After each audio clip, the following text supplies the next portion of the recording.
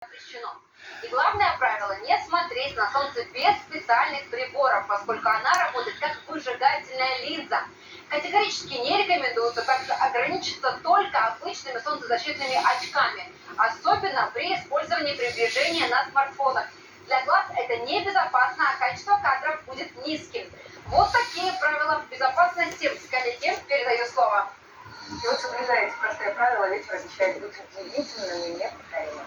Даша, спасибо.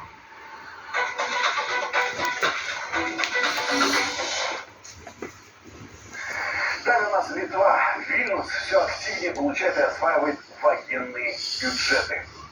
Ну, а сейчас вот решили копать на границе с Белоруссией и Калининградской областью. Рвы и траншеи.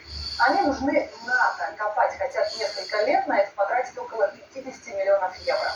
Ну, для справки, ширина рва на секундочку составит 20 метров. Также Литва расширяет специальную